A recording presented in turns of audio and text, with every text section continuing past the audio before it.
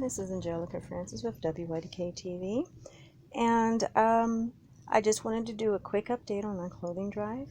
Originally, we were collecting clothes for infants, children, and men or women for the California wildfires, and we made 4 loads. We have 2 loads left, but we were informed that they have a surplus of donations and they're not going to be taking any more. The situation is with COVID, a pandemic happening at the same time of a natural disaster, they are short of help and short of people to sort the items and distribute the items. And they would prefer to receive monetary donations, which is a whole another story that I won't get into right now.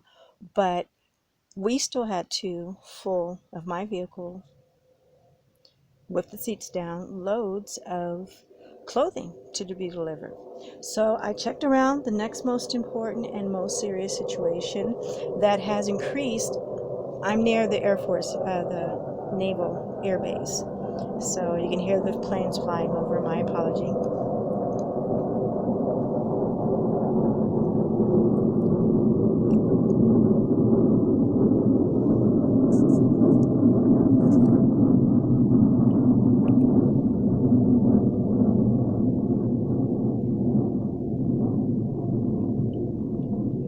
Okay.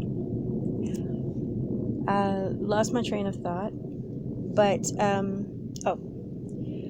domestic violence has increased tremendously since COVID has hit. And so a lot of women, and I have been one of those women 30 years ago, who had to leave with whatever she could carry and her children. And knowing this, I contacted the women's shelters and the homeless shelters as well, for the people who are ending up in homeless shelters who lost their homes because of the wildfires, lost their jobs, and lost their homes because of the COVID pandemic. And they are very much in need of items. So these last 2 loads, which may or may not be the last 2 loads, are going to the shelter. And right now, this is all little girl stuff, baby girls.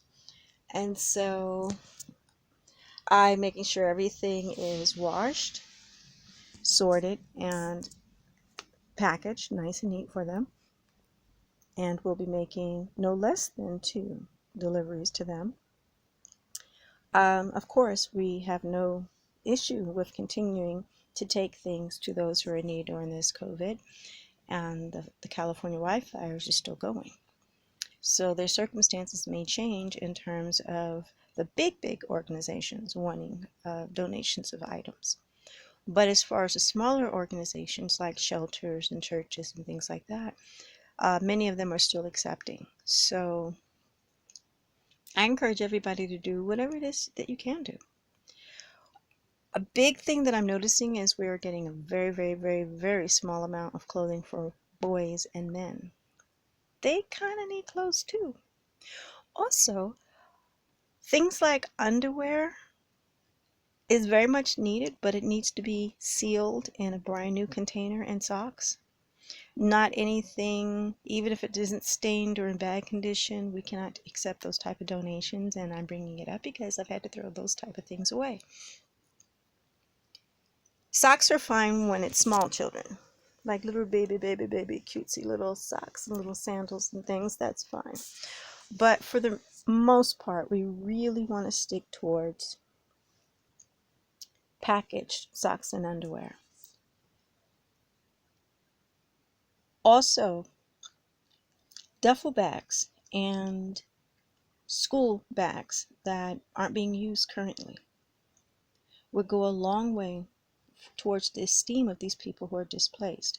Being able to carry your stuff around in something and keep all your stuff together in containers gives you a sense of home, a sense of belonging. It gives you a sense of grounding versus you're already displaced from your home and everything that you know around people that you don't know who normally probably would never know. And you're carrying your stuff around in paper bags and plastic bags and trash bags and whatever you can squeeze them in from day to day. So having duffel bags and the children's school bags where the kids' clothes can be kept in goes a long way for just self-esteem. Something that simple can make a person feel a little bit better about what's happening, being able to just keep their things together and organized and readily accessible. So, having said that, I have got a lot of stuff to sort and go through. If something needs minor repairs, a few stitches here and there is fine. I will put a link to those who are interested in donating. And something else that hadn't occurred to me, but things like gas cards or vouchers, because we've been spending quite a bit of money driving back and forth all the way to Reno and Carson and just into Truckee and even as far as Placerville to make deliveries of goods that are needed, which runs out a couple of tanks of gas coming from Fallon. So that's quite a distance. We're talking 2.5 hours to 4 hour one-way trips. So things like that are definitely welcomed and needed. But I will go into more detail and a more itemized list of what we're good on and what we're not. But and I also make sure that there's links below this video so that people can contact us if they want to make donations or have items to donate. And we're going to cut down the number of trips we're making just because, again, COVID. Everybody doesn't have as many people working with them and working for them, I myself included. My 2 helpers are not here. And we still have the animals to take care of on the ranch and cleaning and other things that need to be done by me. So I can't devote too much time traveling to make these deliveries, or my work here suffers. And I will not just have someone else do them for me, because we had a couple of really bad experiences, even in picking up donations for us, where they were stolen. The person lied and said that the where they were supposed to pick it up from wasn't open. And when I called them, they said yes, they did come and pick up thousands of dollars of donations for us, and we never received them. The person took them and sold them. We've had that happen in 2 different ways, but it still has happened 3 times actually. And I have seen firsthand how sometimes, with all the best intentions, people will make a donation somewhere, but the items that they donated never reach the destination.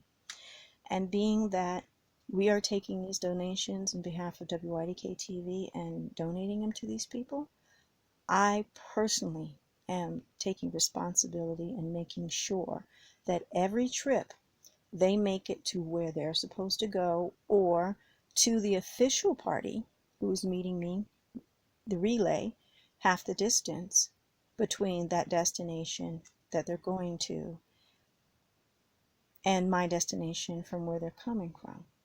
And I'm personally taking responsibility for that, because you're blessed when you sow seed into good ground. But sometimes, and I have experienced this too often, when you're a nonprofit organization, the people who volunteer to help do not volunteer for the right reasons. They're only in it for what they can get out of it, or what they can steal, case in the place so they can come back later and rob. And there's more of that going on by far than most people realize. So again, I want to make sure everything gets to the people who need it, the people that these donations are for. And that's the whole purpose of doing all this. So I personally take responsibility to make sure they make it to their destinations. And I'm even having an official person sign off a receipt verifying every trip we've made, every load we've taken has made it to its destination. Okay, I gotta go. I got a lot of work to do. And it's not going to get done with me sitting here talking. So thank you to all the people who have donated. Thank you to all the ones who want to donate and will donate. And we appreciate every bit of help. and many hands make the work light. So we're all in this together, and we appreciate everybody's contributions. Bye-bye.